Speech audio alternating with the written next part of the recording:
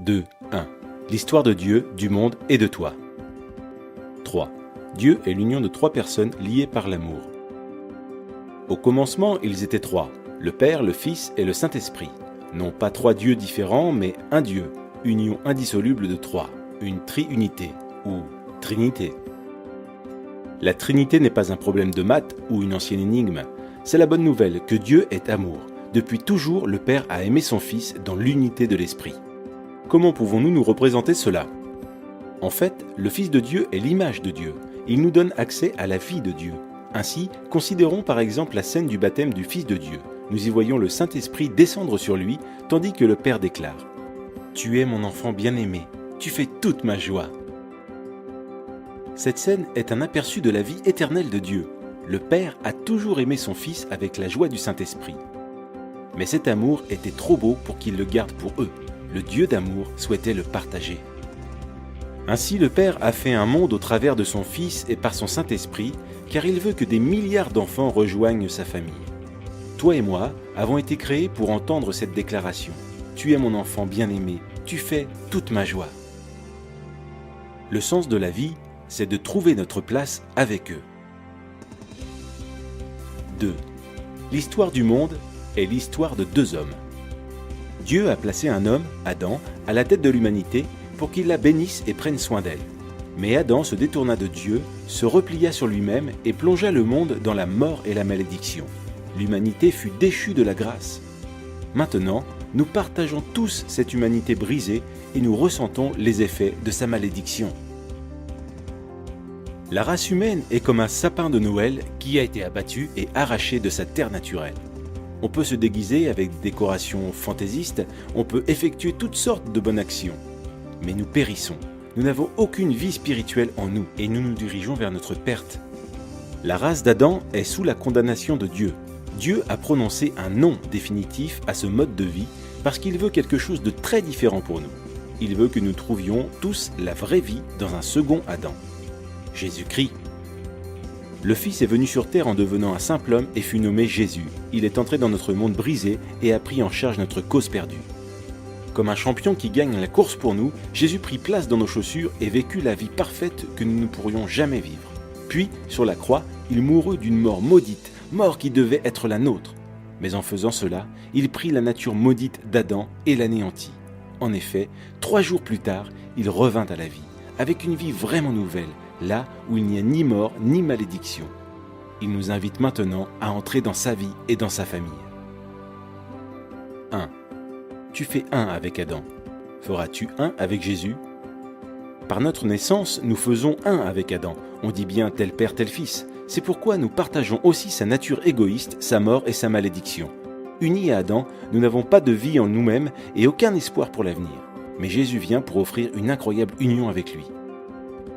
Telle une branche de sapin de Noël, nous pouvons être coupés de l'arbre Adam et greffés à l'arbre Jésus-Christ. Pensez aussi à une autre image d'union. Nous pouvons faire un avec Jésus comme dans un mariage. Imaginez un mariage entre un prince et une mendiante. Elle est sale et pauvre, avec un nom honteux et un avenir sans espérance. Pourtant, le prince l'aime et s'offre à elle dans le mariage. Dès qu'ils sont unis, que se passe-t-il ? Le prince prend toutes les dettes de son épouse et elle reçoit toutes les richesses de son prince. Il couvre son nom honteux et lui donne son nom. Elle est invitée dans sa vie, sa famille et son héritage. Grâce à son prince, elle peut appeler le roi papa. Et tout cela grâce à leur union conjugale. C'est exactement la même chose avec Jésus. Si nous le recevons, tout ce qui est nôtre, notre péché, notre malédiction deviennent siens. Il paie le prix de tout cela sur la croix. Et tout ce qui est sien, sa justice, son héritage, deviennent nôtres. Si nous faisons un avec Jésus, dès maintenant nous sommes adoptés dans la famille. Son esprit devient notre esprit, son Père devient notre Père. Nous appartenons à ses frères et sœurs dans l'Église, nous prions le même Père et l'entendons exprimer son amour pour nous par ses paroles. Tu es mon enfant bien-aimé, tu fais toute ma joie. Ce sont nos privilèges maintenant. Et quand Jésus reviendra, nous participerons aussi à sa vie physique et immortelle. Il ramènera nos corps à la vie et créera un monde nouveau, juste et droit. Ce jour-là, Dieu jugera le monde, confirmant à jamais son non à Adam et son oui à Jésus-Christ. Tu fais un avec Adam, mais il n'y a aucun avenir dans cette vie-là. Cependant, les bras tendus vers toi, Jésus te lance une invitation. Il s'offre à toi, te donne sa vie même, sa famille et son avenir. Il est à toi si tu veux l'inviter dans ta vie. Fais un avec Jésus. Les trois t'invitent dans leur cercle d'amour. Les deux déterminent le monde. Veux-tu faire un avec le Fils de Dieu ?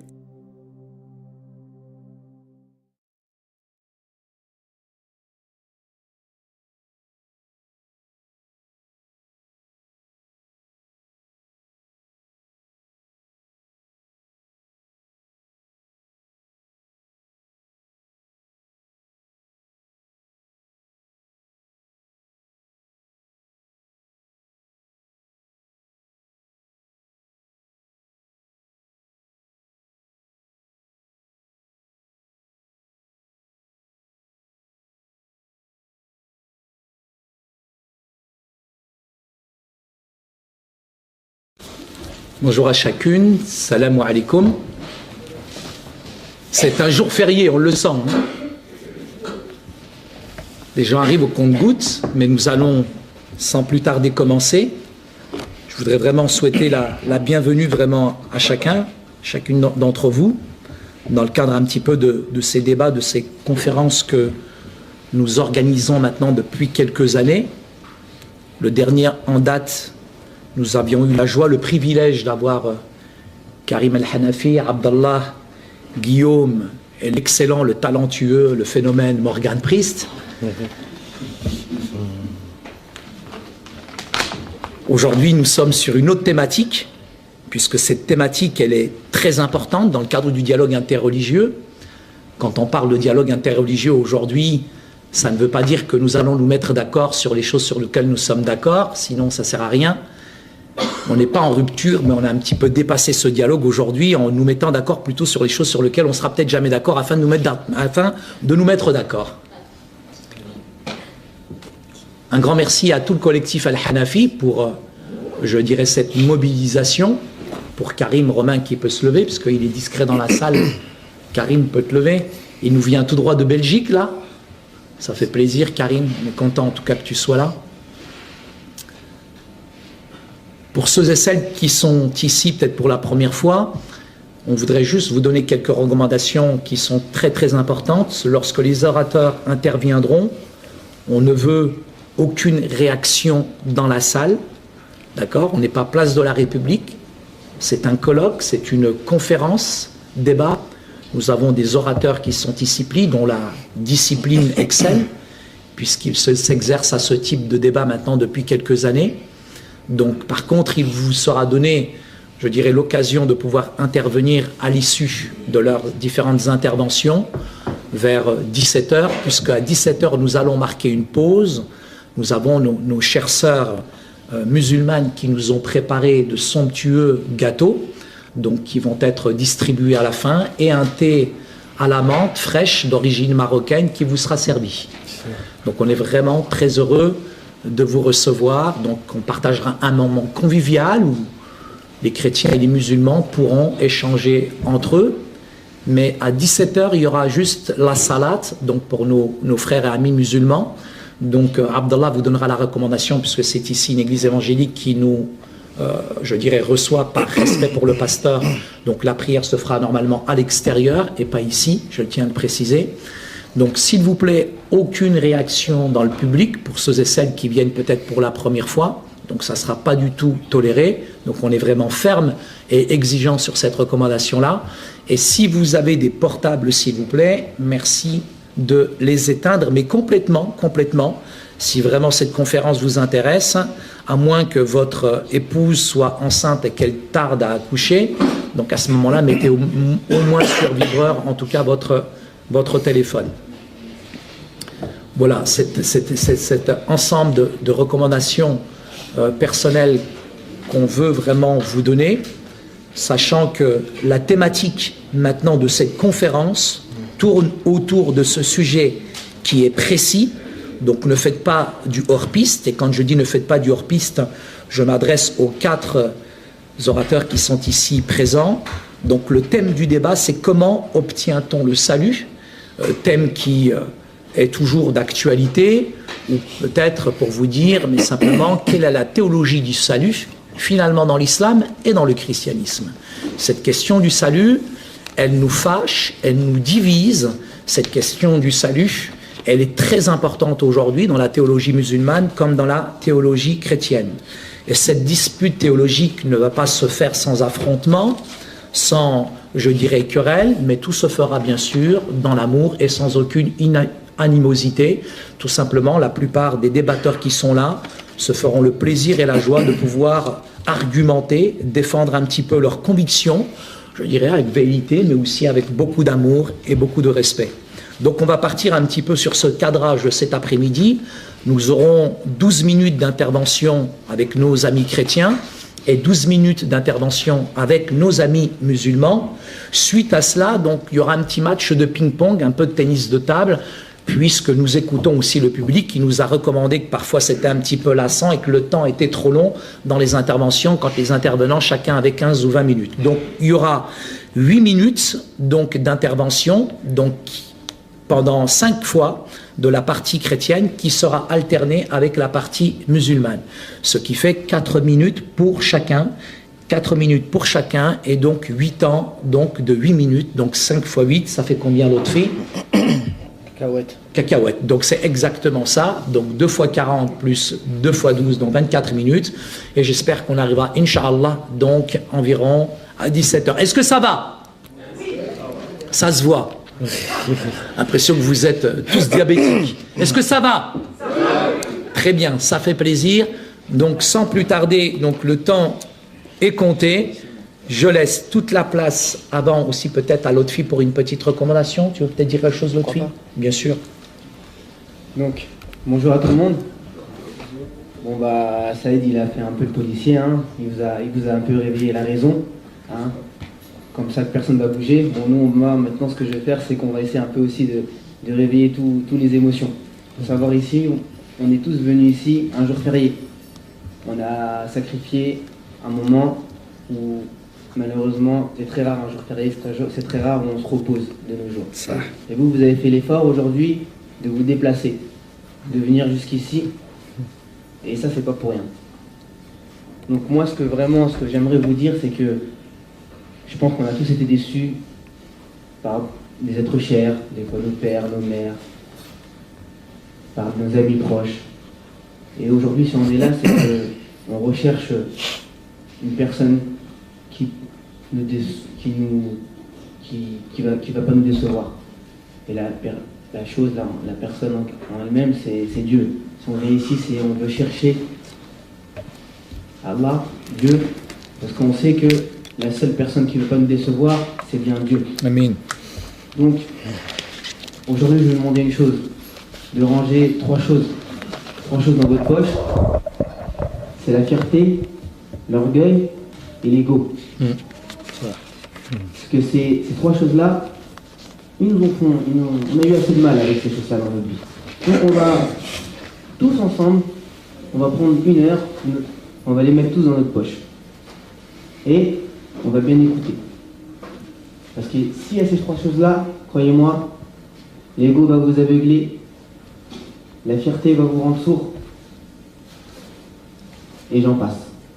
Donc si vous êtes venu ici, vraiment, sincèrement, c'est pour ressortir avec des nouvelles idées, ressortir pour augmenter votre méditation. Donc, sincèrement, écoutez bien, soit du côté musulman ou du côté chrétien, avec tout ce qui se passe dans le monde. C'est vrai que le monde ne tourne pas rond, mais on va faire un effort ici. Tout le monde va faire un petit effort. On n'est pas là pour cacher la haine. On n'est pas là pour savoir qui est le plus fort. Non, nous on n'a qu'un objectif. C'est qu'on a envie d'avoir le bonheur. Et pour avoir le bonheur, il faut échanger, il faut discuter.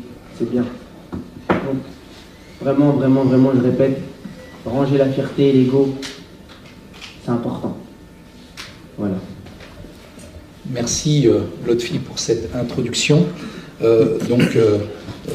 On peut lancer maintenant le débat. Donc c'est ouvert. La parole est à qui veut la prendre, soit le docteur... Ah, pardon. D'accord. Je vous prie de m'excuser. Docteur Matteo, donc vient du Canada. Il a un bac en théologie. Il est marié. Il a 4 enfants. Il fait partie d'un ministère assez important, très dynamique au Canada, donc le Centre PQL, qui signifie la parole qui libère. Donc c'est aussi, je dirais, un homme extraordinaire dans le sens où il est pasteur d'une communauté vraiment florissante au Canada, et nous sommes très heureux de le recevoir. S'il vous plaît, vous pouvez l'applaudir, et après je présenterai Moussa.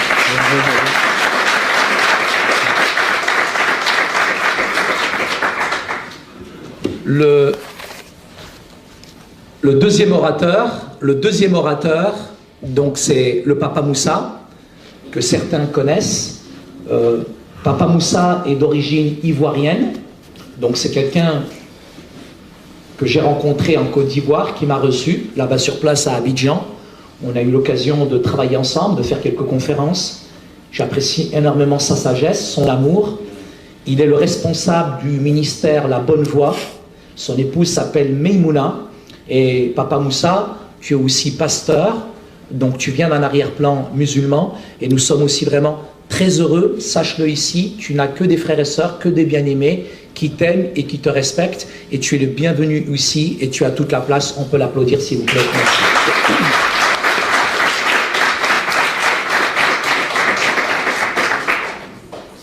Merci. Merci, il fonctionne celui-là. Okay. Bonjour, je vous salue tous. Au nom de Jésus, parce que je suis pasteur, je suis chrétien.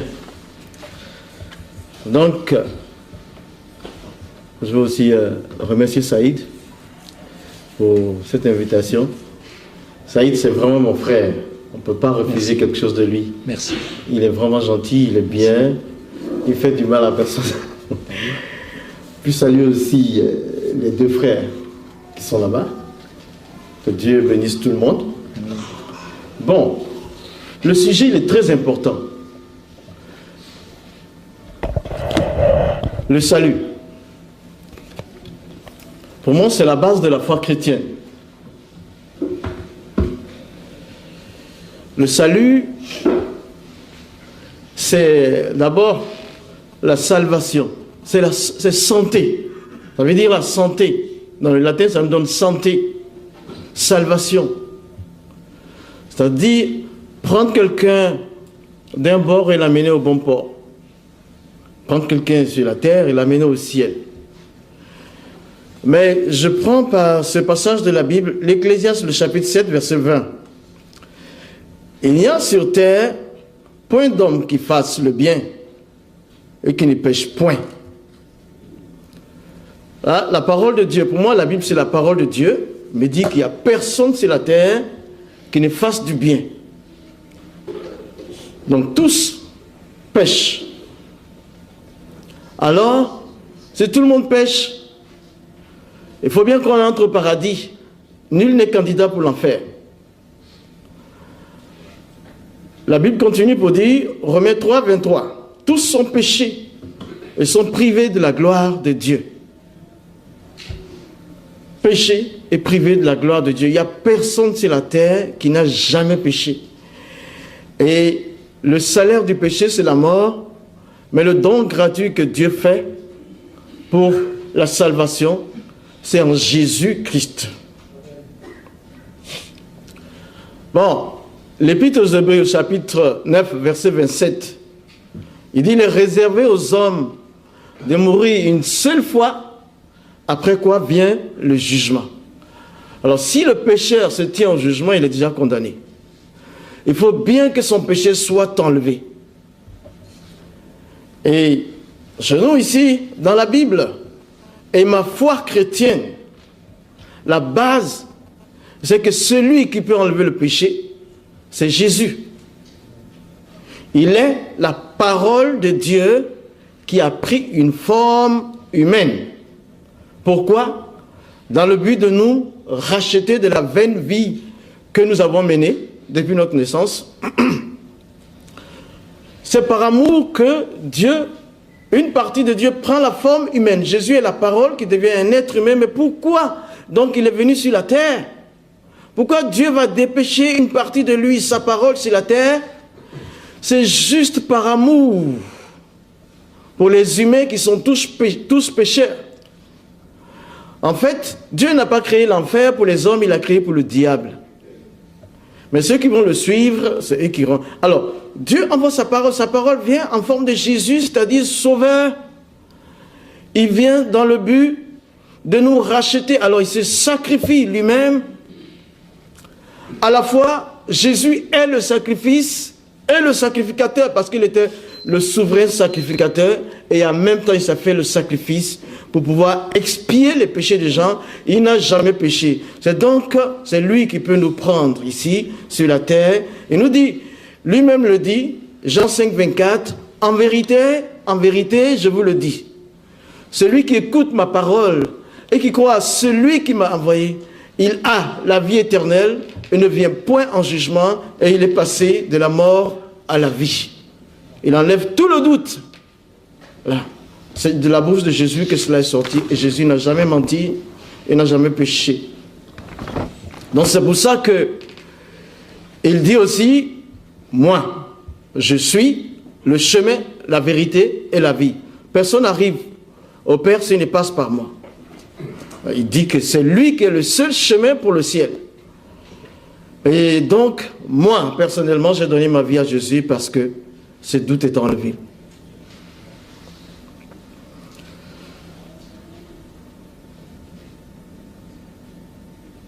Sous le ciel, il n'y a pas d'autre nom par lequel nous puissions être sauvés. Sous tout le ciel, le seul nom qui puisse sauver, c'est Jésus, par lequel on a le salut. Et le salut, comment il s'obtient? Il s'obtient alors en cherchant Dieu et en comprenant son amour au travers de Jésus. Maintenant, la Bible continue de nous dire, Ephésiens 2, 8, 9, 10. Car c'est par la grâce que vous êtes sauvés par le moyen de la foi, ce n'est point par les œuvres, afin que personne ne se glorifie. Car nous sommes son ouvrage, ayant été créés en Christ Jésus pour les bonnes œuvres que Dieu a préparées d'avance afin que nous les pratiquions. Ça c'est Ephésiens chapitre 2, versets 8 et 9. Et il commence à dire que personne ne peut s'acheter une place au paradis par les bonnes œuvres. Dieu, par sa grâce et par son amour, sur la base de la foi, nous sauve. Par les œuvres que lui il a préparées d'avance, au travers de Jésus. Alors il dit, nous sommes son ouvrage. Quand on croit à Jésus, nous devenons l'ouvrage de Dieu, le chef-d'œuvre de Dieu, pour les œuvres qui nous permettraient d'avoir le salut que Dieu même prépare, parce que l'homme ne peut pas le faire. Alors c'est pour ça que quand tu donnes ta vie à Jésus, tu as la vie éternelle. Et c'est la première des choses que le chrétien reçoit. L'assurance qu'il est sauvé. Et en même temps, il reçoit l'Esprit de Dieu qui l'aide à combattre le péché. Il repousse le péché. Il vit maintenant, il fait les œuvres bonnes, pas pour aller au ciel, mais pour glorifier Dieu. Et c'est ça que moi j'ai aimé. Et ça fait 30 ans que je suis chrétien et je n'ai jamais regretté. J'ai passé 30 ans dans l'islam, mais quand j'ai donné ma vie à Jésus, cette année, ça va faire 30 ans que je suis chrétien. Tous les jours, une question à laquelle je réponds sans réfléchir. Moussa, tu es sauvé? Oui, parce que Christ est mort sur la croix. Il a emporté ma vie et c'est écrit, si quelqu'un est en Christ, il a une nouvelle créature. Les choses anciennes sont passées, voici toutes choses sont devenues nouvelles. Voilà, moi je m'arrête là. Voilà pourquoi j'aime Jésus. Et je suis sauvé, Saïd. Je suis sauvé. Voilà, on laisse la place. Qu'est-ce que Dieu avait en tête en termes de notre création? Parce que Dieu est un rédempteur. La rédemption, ça veut dire de remettre quelque chose dans l'état qu'elle se trouvait avant. C'est ça le but de Dieu. Alors, pour comprendre le plan du salut, il faut comprendre de où nous avons chuté. C'était quoi notre état avant qu'on soit dans l'état qu'on se retrouve aujourd'hui? Pourquoi même on a besoin de salut?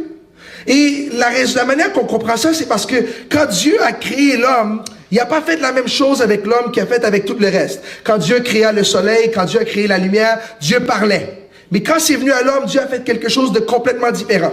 La Bible dit qu'il a pris la terre, il a soufflé. Le mot souffler ici, c'est le mot ruach, qui parle de mettre l'esprit à l'intérieur. Alors quand Dieu a soufflé dans l'homme, il a mis son esprit à l'intérieur de l'homme, et l'homme est devenu semblable à Dieu, créé à son image et à sa ressemblance. À cause qu'on était à l'image et à la ressemblance de Dieu, je crois que ça l'a propulsé Dieu à avoir un amour de fou pour nous. Parce que chacun de nous, quand on voit nos enfants, on les aime grave. Et la raison pourquoi on les aime grave, c'est parce qu'on voit nous-mêmes à l'intérieur de eux. Alors Dieu, quand il a soufflé en nous, il y a une appartenance qu'il s'est engagé lui-même envers sa création. Et le problème qu'il y a eu, c'est que quand Dieu a soufflé dans l'homme, à cause qu'il a soufflé, Dieu a fait deux choses dans la création. Il a dit, premièrement, il a créé les cieux. Deuxièmement, il a créé la terre. Après, il a dit, moi, je vais habiter dans les cieux. Et vous, vous allez habiter sur la terre. On comprend cela quand Jésus va dire, mon Père qui est dans les cieux. Alors Dieu, lui, il habite dans les cieux, qui est une autre dimension. Et il nous a placés sur la terre pour être ses représentants.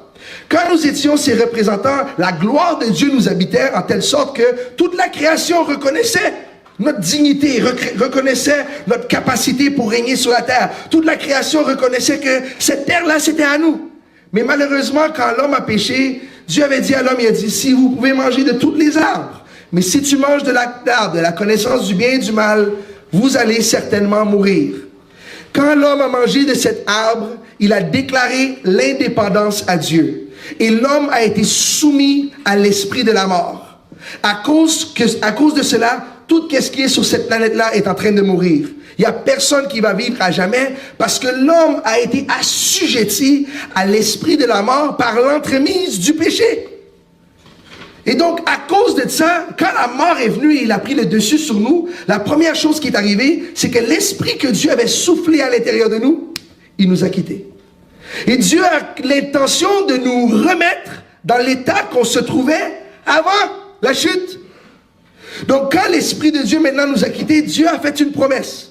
Il a dit, je vais mettre l'inimitié entre toi et la femme, entre sa descendance et ta descendance. Et ça, c'était une prophétie pour dire, c'est une parole que Dieu avait dit au serpent qui avait séduit Adam et Ève. Il a dit, d'une femme, de les entrailles d'une femme va venir un qui va venir briser ton joug.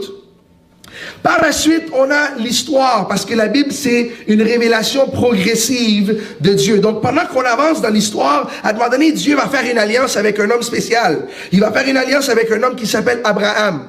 Abraham, la raison pourquoi Dieu fait une alliance spéciale avec lui, c'est parce que Dieu a demandé à Abraham de faire quelque chose. Il a dit à Abraham d'offrir Isaac. Quand Abraham a offert Isaac, Dieu lui a empêché. Mais Dieu a fait alliance avec Abraham. La raison pourquoi Dieu a fait alliance avec Abraham, c'est parce que Abraham était prêt à faire pour Dieu ce que Dieu allait faire pour nous.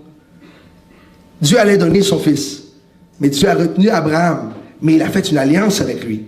Par la suite, pendant qu'on avance dans la parole de Dieu, on a le peuple qui tombe sous l'esclavage. Et quand le peuple est sous l'esclavage, c'est une image que le peuple est lié dans le péché. Dieu va élever un libérateur du nom de Moïse. Quand il va élever un libérateur du nom de Moïse, pour libérer le peuple de l'esclavage, il va avoir quelque chose de spécial. Parce que malgré toutes les plaies, malgré toute la puissance que Dieu va démontrer, le pharaon va refuser de laisser le peuple partir. La seule fois qu'il va lui laisser partir, c'est quand l'esprit de la mort va passer sur l'Égypte. Et là, on va voir que Dieu va dire au peuple de prendre le sang de l'agneau, donc avec un sacrifice, et ils vont mettre cette sang-là sur leurs portes et sur leurs fenêtres. Quand ils vont faire ça, l'esprit de la mort va pas passer sous le peuple. Il va passer par-dessus. Ceci démontre que c'est par le sang, c'est par le sacrifice qu'on peut sortir de l'esclavage du péché. Si on continue encore à avancer, en avançant encore, on voit que Dieu commence à révéler un plan aux enfants d'Israël quand il va faire une loi avec eux. Et dans sa loi avec eux, il va leur dire que sans un sacrifice, il ne peut pas avoir de pardon pour les péchés. S'il n'y a pas du sang qui est versé, on ne peut pas avoir le pardon. Et si on ne peut pas avoir le pardon, alors Dieu ne peut jamais remettre son esprit à l'intérieur de nous. Parce que le Saint-Esprit ne peut pas vivre dans un corps pécheur. Et pendant plusieurs années, le peuple d'Israël va toujours être en train de répéter des sacrifices, en train d'offrir des agneaux et des agneaux, jusqu'au moment où Dieu va accomplir sa parole et il va envoyer le Seigneur Jésus-Christ. Donc on va dire, il est l'agneau de Dieu qui est là pour enlever les péchés du monde. J'ai terminé avec mon temps, je pense que je vais continuer tout à l'heure. Mais on voit vraiment par l'entremise de la parole que le salut vient par l'entremise d'un sacrifice, non par des bonnes œuvres, mais par l'entremise d'un sacrifice. Merci. Je remercie le docteur Matteo pour son intervention. Tout de suite, nous nous tournons vers nos amis et frères musulmans donc pour leurs interventions. Donc, je pense que vous connaissez la plupart Abdallah El-Hanafi, il est plus à présenter.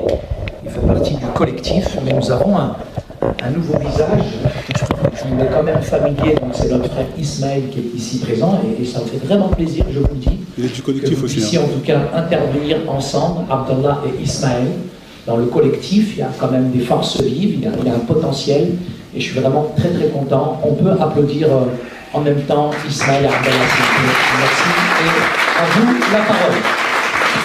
Pour 13 minutes, 30 secondes.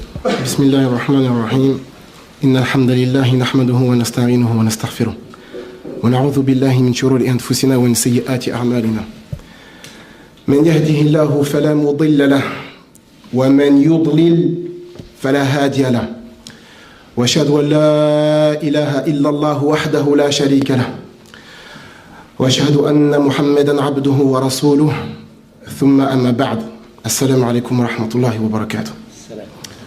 Bonjour à toutes et à tous. Les pasteurs ont parlé, mais ils n'ont rien dit. Et lorsque je vois les doubles poumons de M. Yamateo, je me dis que dans le terme évangélisation, ils n'ont conservé que le vent.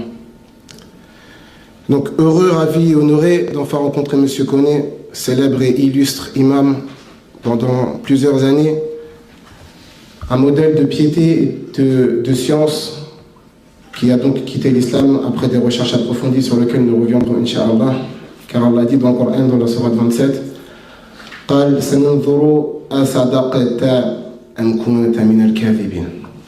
Donc nous allons voir si tu as dit la vérité ou bien si tu as menti. Donc je pense que toutes les personnes ici présentes dans cette salle de réunion ont été informés des propos de M. Koné et de ses déclarations.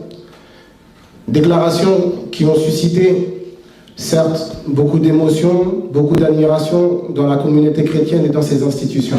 Et qui ont, certes, provoqué dans la communauté musulmane nombreux doutes et suspicions. Donc après consultation, après réunion, nous avons pris une ferme décision d'apporter avec nous un PDF de réfutation qui sera, Inch'Allah, disponible sur Internet par le biais de la diffusion et de la propagation. Et nous espérons que M. Koné, Inch'Allah, pourra le consulter et y répondre. Donc je m'étonne des propos de M. Koné qui affirme avec force et conviction avoir quitté l'islam. Car en effet, la raison pour laquelle il a quitté l'islam s'avère être celle pour laquelle moi-même je l'ai rejoint. Nous avons entendu beaucoup de choses et je pense que Monsieur Francky Yamateo, qui nous vient de Montréal, avec la permission d'Allah, reviendra sur le mont réel. Lorsqu'il nous mentionne que le salut passe nécessairement par le sang, nous allons répondre Bihawlillahi Azza wa Jal. Donc en islam, le salut est plus que simple, accessible. Il suffit uniquement de croire en une divinité qui est Allah subhanahu wa ta'ala, celui qui a dit « Wa ma khalaqtul jinna wal insa illa liya'budun » Je n'ai créé les hommes et les djinns que pour mon adoration. Et c'est pour cette raison qu'il a envoyé l'ensemble de ses messagers. Comme il dit dans la sourate 16, verset 36, « Wa laqad ba'athna fi kulli ummatin rasulan an ya'budu Allah wajtanibu at-taghut » Donc il envoie dans toutes les communautés un messager pour qu'ils appellent à l'adoration unique, sincère et pure pour le créateur de l'univers. Et c'est le message de tous les messagers. Et je pense que tous les étudiants en études religieuses le savent. C'est le message de Moïse dans le livre de Deutéronome chapitre numéro 6, lorsqu'il appelait à l'adoration, lorsqu'il appelait à l'unicité divine. Même chose qui a été repris par Jésus dans le livre de Marc, chapitre 12, versets 28 et 29. Et la même chose a été reprise dans le Coran, dans la sourate 112, verset numéro 1, lorsqu'Allah dit « Qul huwa Allahu ahad ». Donc, en islam, alhamdulillah, on n'a pas besoin nécessairement de faire couler le sang. On n'a pas besoin nécessairement d'envoyer un homme sur le supplice, la potence, la souffrance pour obtenir le pardon. Une simple demande de pardon à repentir est largement suffisant. Donc je vais rebondir, Inch'Allah, bihawlillah azza wa jal, et on reviendra dans la doctrine du salut dans l'islam plus tard, Inch'Allah. On va revenir sur ce qu'a dit M. Kone Hadarullah subhanahu wa ta'ala lorsqu'il nous cite le passage de Jean 14, 6, lorsqu'il dit « Je suis la vérité, le chemin, la vie, nul ne va au Père sans passer par moi ». Et il a cité exactement aussi Actes des Apôtres, chapitre 4, verset numéro 12. Donc je pense en toute sincérité que lorsqu'on reconnaît Jésus en tant que seul sauveur, il faut nécessairement que vous bâtissiez votre croyance sur les paroles de Jésus. Donc ce qui serait intéressant, Inch'Allah, c'est que vous nous prouviez que la doctrine du salut passe impérativement, selon les paroles de Jésus, passe obligatoirement, impérativement par sa mort expiatrice, et que Jésus lui-même a demandé de croire à cette doctrine-là. Vous avez 4 évangiles, et je pense que ce n'est pas forcément, je pense qu'il n'est pas nécessaire d'aller plus loin. Lorsque Jésus disait lui-même dans le livre de Matthieu chapitre 10 verset 24, dans Luc chapitre 6 verset 40, Jean 13 16, Jean 15 20, le disciple n'est pas plus grand que le maître. Donc lorsqu'on revient sur la doctrine centrale du christianisme, qui vous invite, ci et là, à suivre cette doctrine pour obtenir un salut garanti, comme l'a affirmé M. Kone, mais qu'est-ce que la doctrine de la rédemption dans le christianisme? Comment obtient-on le pardon des péchés dans le christianisme? On entend ci et là que Jésus s'est livré lui-même en tant que victime expiatoire de sa propre volonté. Revenons donc au départ, comme l'a fait M. Francky Amatteo. Lorsqu'on regarde dans le livre de Genèse chapitre 3, on voit que Adam et Ève ont commis un péché dans le jardin d'Éden. Donc cela a été nécessairement reconnu dans l'islam, dans la sourate Al-Baqarah, la sourate numéro 2, dans les versets 35 à 39, dans la sourate 7, versets 11 à 25, dans la sourate 20, versets 115 à 123, dans la sourate 38, versets 71 à 85. Mais en islam, on reconnaît que Adam a fait ce péché, mais qu'il s'est repenti et Allah lui a pardonné. Comme Allah nous dit dans la sourate 2, verset 37, Allah dit que Adam il a demandé pardon et Allah lui a pardonné. Mais dans le christianisme, c'est pas aussi simple que ça. Dès lors où Adam et Ève commettent le péché dans le jardin d'Éden, Dieu automatiquement décrète une sentence irrévocable. C'est-à-dire que l'humanité est sous la malédiction, le symbole du péché, et il faut nécessairement une victime qui paye, entre guillemets, les pots cassés, excusez-moi du terme. Mais lorsque les chrétiens nous disent que Jésus s'est volontairement livré, qu'il s'est lui-même offert en victime, avez-vous oublié, ô nobles chrétiens, la prière de Gethsemane? L'avez-vous oublié? D'accord. Non. Avez-vous oublié la prière de Gethsemane? On voit dans Gethsemane le Jésus qui nous était présenté comme une personne venue de lui-même, une personne qui nous dit « Je suis triste jusqu'à la mort ». Une personne dans un état de terreur extrême.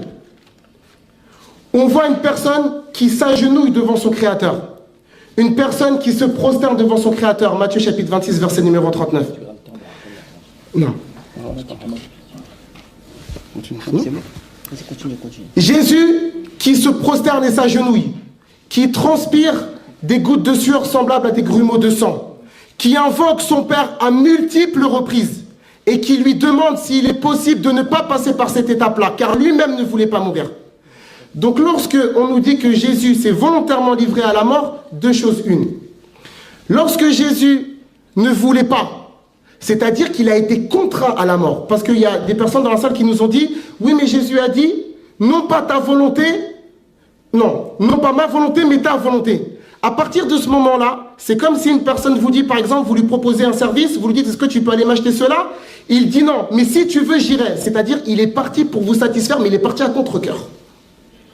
Donc, à partir de ce moment-là, pour terminer, et pour donner à mon frère Abdullah Al-Hanifi Habibahullah, la doctrine du christianisme passe par le sang de Jésus-Christ. Et nous verrons plus tard qu'en islam, le pardon passe par des voies beaucoup plus nobles et beaucoup plus simples. Je vous remercie.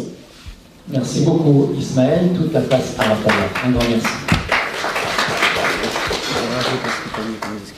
Bon, alors pour poursuivre le discours de mon frère, aujourd'hui, moi je ne suis là que pour l'assister. Lui et moi, nous ne sommes qu'un, comme dans Jean chapitre 10, verset 30, au sujet du Père et Jésus. Et comme aussi pour l'ensemble de tous les frères du collectif Hanifiya. Alors, moi, tout simplement, je vais rappeler quelque chose. Le thème d'aujourd'hui, c'est comment obtient-on le salut? Alors, cette question a déjà été traitée scrupuleusement et à de nombreuses reprises par notre prophète Mohammed alayhi salatu wassalam. Par exemple, avec un hadith rapporté par Muslim, Tirmidhi, qui se trouve aussi dans le Musnad de l'imam Ahmed, lorsqu'il dit « Vous ne rentrerez au paradis que lorsque vous croirez », comme l'a expliqué mon frère, la croyance en un Dieu unique. Et vous ne croirez que lorsque vous vous aimez, vous aimerez. L'amour du prochain. Voulez-vous que je vous indique une chose par laquelle vous vous aimerez les uns les autres? Saluez-vous entre vous. Donc, très cher public, assalamu alaikum. Comme vous le voyez, mes très chers pasteurs, voici un des nombreux moyens en islam pour rentrer au paradis. Et ceci ne nécessite pas de faire couler le sang de l'innocent. Comme l'a expliqué mon très cher frère. Alors moi, j'aimerais qu'on se penche dans l'apostolat de Jésus, dans cette affaire que vous qualifiez comme étant le seul moyen ultime pour rentrer au paradis. Une offre alléchante, offerte, semblable à une cage dorée. Mais une cage dorée ne nourrit pas l'oiseau. Donc, moi j'aimerais qu'on regarde, est-ce que Jésus était coupable pour avoir subi la sentence réservée aux brigands et criminels selon les Écritures? Non, il était innocent. On l'appelle le berger, l'agneau. Même Judas, qui l'a livré, lorsque vous allez dans Matthieu chapitre 27, versets 3 à 5, regretta amèrement. J'ai péché en faisant couler le sang de l'innocent. Il en fut tellement tourmenté qu'il s'est suicidé. Par cet acte-là, il se désavoua de faire couler le sang de l'innocent. Et lorsqu'on va voir la femme de Pilate, elle fut tourmentée par un songe, comme l'avait été Abimélec dans Genèse chapitre 20, verset 3. Rappelez-vous, lorsqu'il a voulu s'approprier l'épouse de Abraham, il fut tourmenté par un songe. Alors, la femme de Pilate, elle également, fut tourmentée par un songe de ce qu'on allait faire à Jésus. Et elle a dit à son mari, en gros, ne t'occupe pas de cette affaire, laisse ce juste. Ça, c'est dans Matthieu chapitre 27, verset 19. Donc, elle aussi se désavoua de faire couler le sang de l'innocent. Son mari, Pilate, qu'est-ce qu'il a fait? Il s'est lavé les mains en public en affirmant « Je suis innocent du sang de ce juste ». Donc, Pilate également se désavoua de faire couler le sang de l'innocent. Mais la doctrine chrétienne réclame de faire couler le sang de cet innocent. Elle en trouve même du plaisir et de la réjouissance. Elle y voit même le seul moyen pour aller au paradis. Mais, rappelez-vous, dans Luc chapitre 18, verset 16, Jésus nous dit quoi? Que ceux qui ressemblent aux petits-enfants hériteront du royaume des cieux. Pour quelle raison? Parce qu'un petit enfant représente la pureté, l'innocence. Alors maintenant, imaginez-vous qu'on change Jésus par un petit enfant. Ce qu'a reçu Jésus, ce qu'a subi Jésus. Qu'on humilie, qu'on crache sur un petit enfant. Qu'on le fouette, qu'on le torture et qu'on le tue. Ma question, pourriez-vous trouver cela soutenable? Y verriez-vous dedans un acte d'amour? Encore pire, diriez-vous, oui, il faut absolument que cette chose se passe pour le salut de l'humanité? Le Coran nous dit quoi? Dans la sourate 5, verset 32, celui qui tue une âme non coupable, c'est comme s'il avait tué toute l'humanité. Et lorsqu'on va dans Proverbes chapitre 6, verset 16, la Bible nous dit quoi? Qu'il y a 6 choses auxquelles Dieu a en horreur. Et parmi ces 6 choses, faire couler le sang de l'innocent. Alors ma question, pasteur Moussa Koné, et je peux le tutoyer, parce que c'est mon tonton, il me l'a permis. Alors, est-ce que vous voyez en ce que Dieu a en horreur un acte d'amour et un moyen pour aller au paradis? Ma question, pasteur Francky, au sujet de la passion du Christ, est-ce là le fruit de la passion? En vérité, je vous le dis, le séjour du tronc d'arbre sur la rivière ne fait pas de lui un crocodile. Nous attendons vos réponses. Merci, Abdallah. Ismaël, un grand merci à notre frère Abdallah. Juste peut-être une toute petite recommandation. On n'est pas obligé d'applaudir, vous attendrez la fin. Donc il n'y a aucun souci. Non, le talent des orateurs n'est même pas à applaudir, ils sont humbles.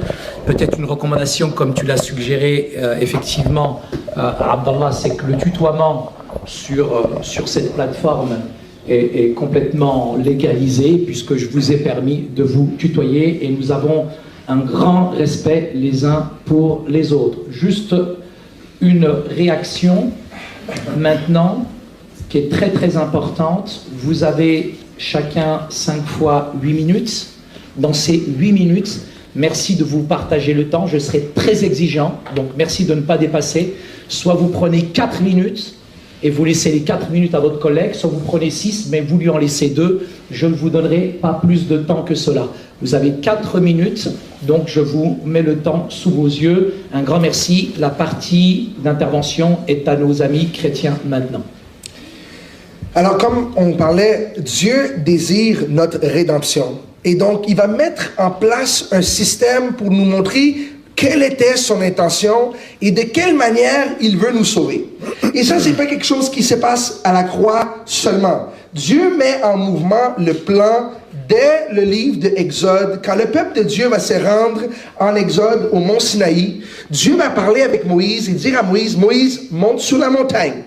Quand il va monter sur la montagne, il va passer 40 jours sur la montagne dans lequel Dieu va lui parler d'une révélation, où il va lui montrer un tabernacle. Dans le tabernacle, il va lui montrer un tabernacle céleste qui vont reproduire sur terre. Et ce tabernacle-là qui va être sur terre va permettre à la présence de Dieu de demeurer avec le peuple. Maintenant, dans le tabernacle qu'ils vont créer, ils vont montrer 3 différents aspects au tabernacle. Il va avoir la cour extérieure, il va avoir le saint, le lieu saint, et après il va avoir un voile qui rend au lieu très saint, et c'est dans ce lieu-là que Dieu lui-même va se trouver. Moïse va recevoir cette révélation-là pendant qu'il est 40 jours sous la montagne. Jésus, quand il apparaît, puis on l'appelle l'agneau de Dieu, et qui va passer pour faire un sacrifice, il est en train d'accomplir la parole qui a été prédite depuis longtemps. Maintenant, quand on rentrait dans le tabernacle de Dieu, la première chose que Dieu a demandé d'installer, ça veut dire aussitôt qu'on rentre dans le tabernacle et qu'on rentre par la cour extérieure, il y avait ce qu'on appelle l'autel de bronze. Et dans cet autel-là, c'était un autel de sacrifice. Donc le peuple de Dieu, il s'approchait de la présence de Dieu avec un agneau. Et il imposait la main sur l'agneau et il confessait leurs péchés. Le sacrificateur égorgeait l'agneau et on versait le sang de l'agneau. C'était le moyen par l'entremise duquel le peuple de Dieu recevait le pardon pour les péchés. C'est de cette manière-là que Dieu l'a institué. On dit pourquoi il fallait que ce soit un sang? Parce que Dieu l'a institué de cette manière-là. C'est aussi simple. Maintenant, une fois par année, on prenait le sang de l'agneau et on rentrait dans le lieu très saint avec ce sang-là et on versait le sang. Maintenant, dans l'Ancien Testament, Dieu avait toujours dit que le sang des agneaux et des boucs aurait jamais été satisfaisant pour enlever le péché de l'être humain. C'est pour cette raison-là que les sacrifices se répétaient à chaque année. Mais depuis l'Ancien Testament, Dieu avait toujours parlé pour dire, un jour, on va arrêter ces sacrifices-là. On va faire un sacrifice qui va être un sacrifice ultime. Un sacrifice ultime qu'on n'aura plus besoin d'amener les agneaux, on n'aura plus besoin d'amener les brebis. Il va y avoir un sang qui va être versé, mais ça ne sera pas le sang d'un animal. Et c'est pour ça que Jésus, quand il rentre dans le monde, le prophète Jean-Baptiste, le voyant, va dire, voici l'agneau de Dieu qui est là pour être sacrifié pour les péchés du monde. Tout à l'heure, notre frère nous a posé la question de prendre un bébé et le comparer un bébé à Jésus. Mais la promesse était celle-ci. Dieu a dit que ça serait de les entrailles d'une femme. Donc, on sait que toute postérité vient de l'homme. Mais Jésus est le seul qui vient d'une postérité d'une femme. Donc Jésus, quand il rentre dans le monde, il n'est pas attaché au péché d'Adam. Il rentre dans le monde sans péché. Moi et toi, quand on est rentré dans le monde, on est relié avec Adam. Donc même en rentrant dans le monde, automatiquement, on n'a pas besoin de nous enseigner à pécher, on va le faire toute seule. parce que c'est à l'intérieur de nous, c'est dans notre nature. Mais Christ entrant dans le monde ne rentre pas avec la nature pécheresse. Il est sans péché. Et voilà pourquoi c'était le seul sacrifice qui était possible pour le péché. Donc c'est pour ça que on parle du sang de Jésus comme étant le sang par l'entremise duquel nous recevons le pardon pour les péchés. Merci. Merci surtout aux deux jeunes frères, même au fils.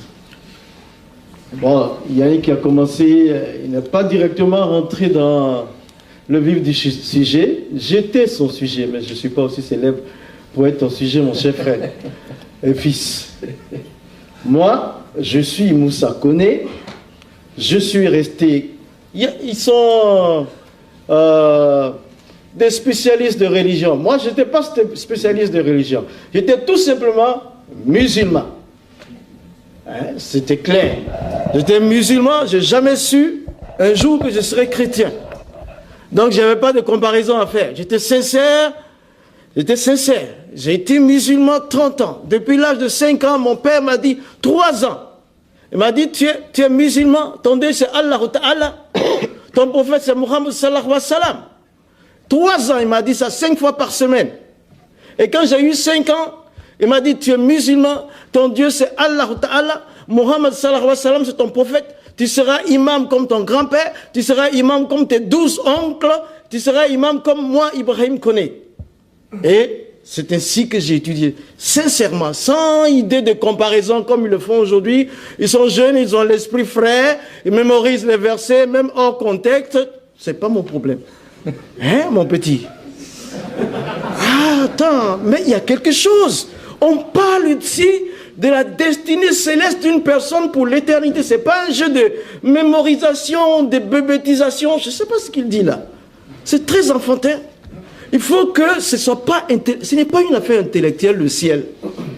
C'est une affaire de profondeur, de relation entre Dieu et l'homme. On ne joue pas. Donc, il faut laisser Moussa Koné tranquille. Cherche ton salut. Ouais, laisse-le tranquille. Sinon, moi où je suis, hein. S'il vous plaît, vous n'êtes pas obligé d'applaudir, je vous le dis. Vous n'êtes pas obligé d'applaudir. Il s'exprime librement et voilà, c'est pas on est moi, je suis de la République. Merci. Moi où je suis chrétien, né de nouveau. Je suis un serviteur de Jésus. Je suis évangéliste. Pendant 30 ans, chaque seconde de ma vie est destinée à dire que Jésus est pas seulement prophète, mais qu'il est Dieu, il est salvateur, il est venu pour sauver. Voilà un point très. Personne ne peut m'enlever ça. Cela mis de côté, mais c'est vraiment la jeunesse. Tu dis quand on dit salam et puis on est sauvé, on va au paradis. C'est pas possible. Hein? C'est incroyable, Franck. En disant salam, tous ceux qui disent salam, ils sont au ciel. Ils ne savent même pas où ils sont. Non, c'est pas comme ça. Cherche la relation avec Dieu. Et puis, je ne sais pas quoi lui dit ce jeune homme, mais on est toujours dans la Bible. Je vois que tu connais la Bible plus que moi, mais de façon intellectuelle. C'est bien de citer la Bible. Mais on va aussi citer le Coran tout de suite. Une minute. Je dis que, je réitère la chose, Jésus, quand il a parlé des bébés, comme mon frère Franck a dit, mais justement, Jésus est devenu bébé. Mais il est la parole de Dieu qui est devenu un bébé.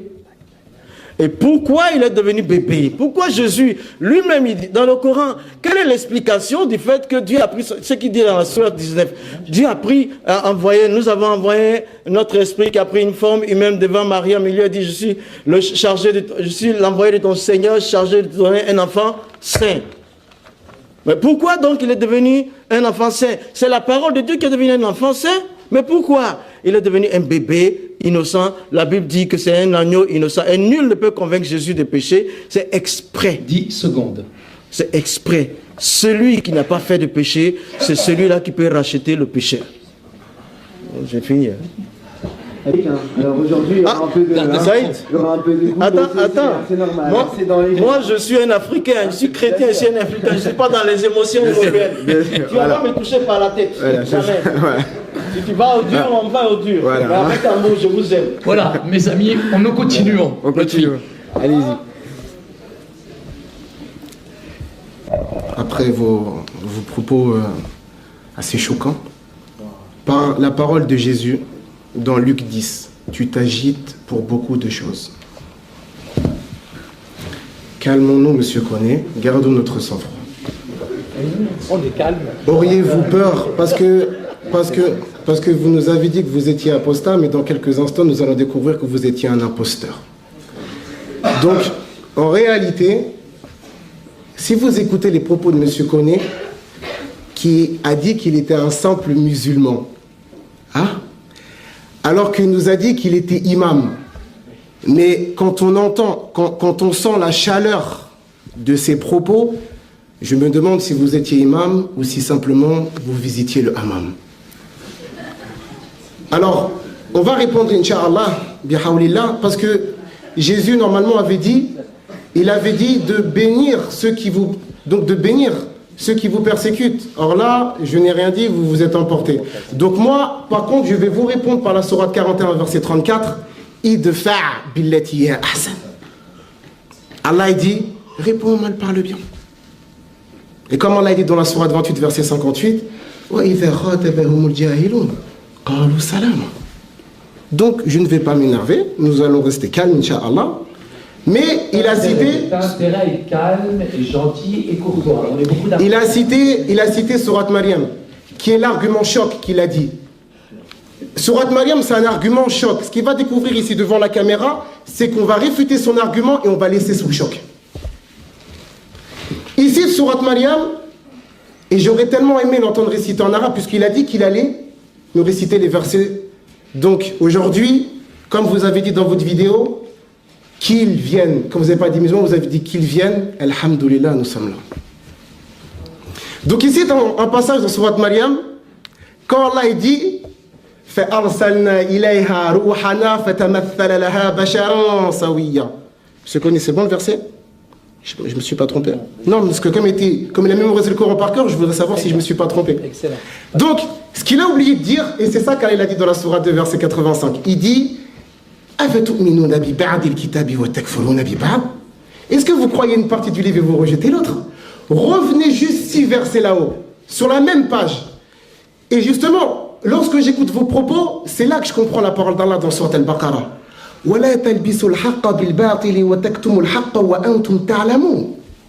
Allah dit mélangez pas le faux avec le vrai et cachez pas. Il a cité Jésus sans péché. Je vous pose une question. Pourquoi vous n'avez pas cité Yahya Jean-Baptiste sans péché 6 versets au-dessus? Qala Allahu Ta'ala. Si je me trompe dans le verset, dites-moi, monsieur Koné.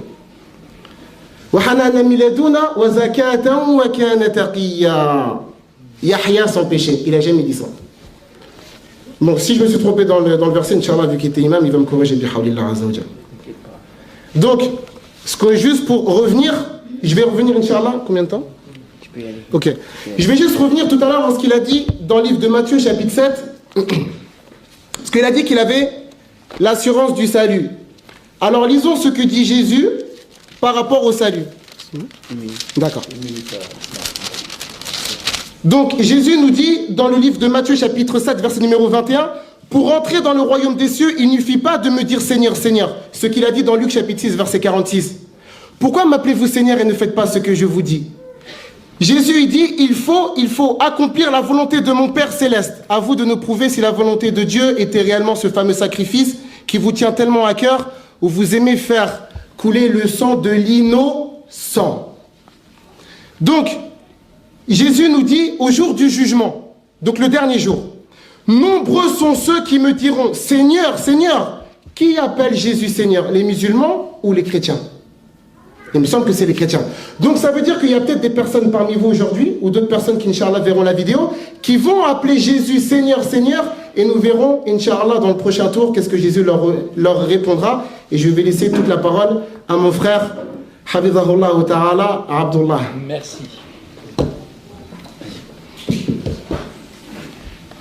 Je vous ai dit, je ne suis là que pour l'assister. Donc, Moussa Koné, très cher tonton, tu nous as dit que je te laisse, mais je ne peux pas te laisser, parce que ça fait partie de l'amour du prochain en islam. Nous voulons ton salut. Si nous voulons vraiment que tu reviennes sur tes pas à l'issue de ce débat, que tu sois Moussa Koné et non pas Moussa connaît pas. C'est tout. Donc maintenant, tu nous as parlé de Jean chapitre 5, verset 24. En vérité, je vous le dis, celui qui écoute ma parole et croit à celui qui a envoyé a la vie éternelle. Il est passé de la mort à la vie. Mais sache que ce verset-là existe aussi dans le Coran. Sourate 8, verset 24. Ô vous qui avez cru, répondez à Allah et son messager à leur appel de ce qui donne la vie. Donc maintenant, la parole de Jésus, il faut nous prouver que c'est le sacrifice sur la croix. Parce que lorsqu'on va dans Luc, chapitre 18, verset 18, la question a déjà été posée à Jésus, mesdames et messieurs.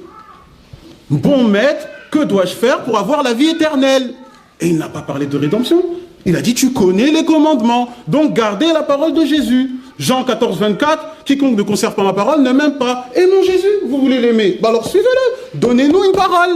On attend depuis tout à l'heure. Donc je vous ai dit que, comme je vous ai donné Jean chapitre 5, verset 24, on dit celui qui garde la parole de Jésus, il passe de la mort à la vie. Mais apparemment, nos deux pasteurs sont morts spirituellement. Et nous, fils de l'islam, nous sommes venus pour qu'ils soient vivants. Parce que vous n'êtes pas vivants spirituellement, je vous vois vivants, hein, mais vous êtes morts vivants, c'est les deux. Nous, on veut que vous soyez vivants spirituellement. C'est tout. Maintenant, on va revenir à ce qu'a dit mon très cher ami, pasteur Yamateo. Lorsqu'il a parlé de l'Ancien Testament, il a voulu faire une préfiguration entre l'Ancien Testament et le sacrifice de Jésus. Donc je vais rappeler déjà le contexte. Enfin, je vais rappeler comment ça se passe dans l'Ancien Testament, les sacrifices. À la base, c'est le pécheur qui ramène une bête au sacrificateur pour ses péchés. Là, ce n'est pas le cas de Jésus, puisque Jésus, c'est pour le péché des autres. Et c'est le pécheur qui ramène la bête. Là, ils disent que c'est Dieu qui ramène la bête. Ça voudrait dire que quoi? Que c'est Dieu le pécheur? Blasphème total. Dans Matthieu chapitre 23, versets 18 à 19, Jésus dit quoi? Il dit « fou et aveugle ». Il dit « fou et aveugle ceux qui jurent sur l'offrande au lieu de l'autel ». Parce que pour Jésus, l'autel est plus grande que l'offrande. Jésus étant... Ok, d'accord. Jésus étant l'offrande, ça veut dire que pour Pasteur Yamateo, si on fait l'image de Jésus, ça veut dire que la croix est plus grande que Jésus. Sachant que vous dites que Jésus est Dieu, blasphème total.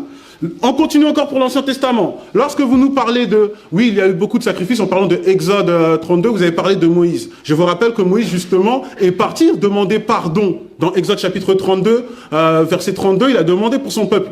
Il a dit à Dieu, pardonne-les. Que fut la réponse de Dieu? Non, attends, il y aura le sacrifice de Jésus? Non. Il a dit, excusez-moi, Moïse, il a demandé un sacrifice énorme, plus grand que Jésus. Il a dit, ôte-moi du livre de la vie. Pardonne-les, sinon ôte-moi du livre de la vie. Et que fut la réponse de Dieu? Sa réponse fut quoi?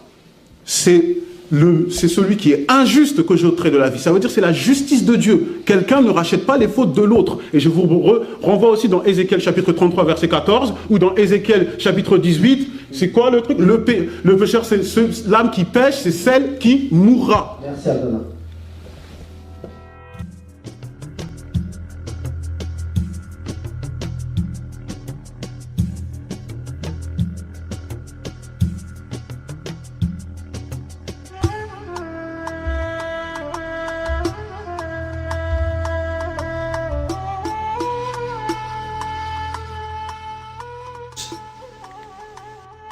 Que les islamistes font très bien. Actuellement, les chrétiens d'Égypte bénissent le Seigneur pour l'État islamiste. C'est parce que l'État islamiste actuellement est en train de montrer vraiment ce qu'est véritablement l'islam. Comme cela, les chrétiens se différencient totalement de l'islam. Ils montrent leur vrai jour, véritable jour. Religion de haine. Un islamiste, il vit dans la peur, continuellement. On peut lui couper la tête, on peut lui couper les mains au nom de son Dieu Allah, qui est un faux Dieu, qui est un démon. Il se regarde le visage dans le miroir, il a peur. Il ne sait pas. Quand il prie, qu'il se met à genoux, il a peur. Il vit dans la peur. Nous les chrétiens, nous sommes véritablement la religion de paix, la religion d'amour. Nous pardonnons. Nous pardonnons. L'islam ne pardonne pas. C'est une religion de vengeance. Le secret d'une vie paisible une vie paisible. Nous les chrétiens, nous ne sommes pas des contentieux, nous ne sommes pas des gens de guerre, des gens de troubles. Nous sommes des gens de paix. Nous ne tuons personne, voyez. Nous ne prenons pas les armes. Nous ne sommes pas armés de couteaux pour tuer au nom de notre Dieu, voyez. Nous ne mettons pas des ceintures d'explosifs autour de nous pour faire du mal, voyez, et pour qu'ensuite, si nous mourons dans l'explosion, nos parents, évidemment, se réjouissent de notre mort, parce que maintenant, nous sommes avec des vierges dans des ébats sexuels éternels, là-haut, dans ce paradis de fous, voyez. Non, nous ne sommes pas du tout de cette race-là. Nous avons, nous, le secret d'une vie paisible, l'éternel. Pas Allah, l'éternel. Le nom de Dieu, c'est l'éternel. Ce n'est pas Allah. L'éternel est mon berger. Je ne manquerai de rien. Dans les locaux de ce journal, Charlie, eh bien, il y avait un homme du gouvernement français qui déclarait en disant, eh bien, ces gens-là tuent. Et d'autres, sur le panel, étaient en train de déclarer, oui, mais on peut avoir des gens fanatiques dans d'autres religions, parmi les bouddhistes, parmi les chrétiens, les catholiques, tout ça. Et l'autre, répondant sur le panel en disant, mais oui, mais ceux qui se disent chrétiens ne tuent jamais. Ils ne tuent pas. Ils peuvent être têtus, ils peuvent croire à toutes sortes de folies, mais tandis que les islamistes tuent au nom de leur Dieu, au nom de Allah. Nous, chrétiens, nous avons une façon de vivre. Et lorsque des musulmans lisent la Bible, ce qui leur est interdit normalement, arrive à Matthieu chapitre 5, où Jésus dit « Aimez vos ennemis. Priez pour ceux qui vous haïssent. » Le musulman est totalement étonné devant ce que Jésus demande. Parce que dans son livre à lui, nous le verrons durant la conférence, la fameuse conférence, et elle va être sur Internet, ça s'appelle le Coran et le Christ. Ceux qui nous écoutent actuellement peuvent aller voir donc sur Internet le Coran et le Christ, et vous allez voir donc ce que le Coran déclare et ce que la Bible déclare.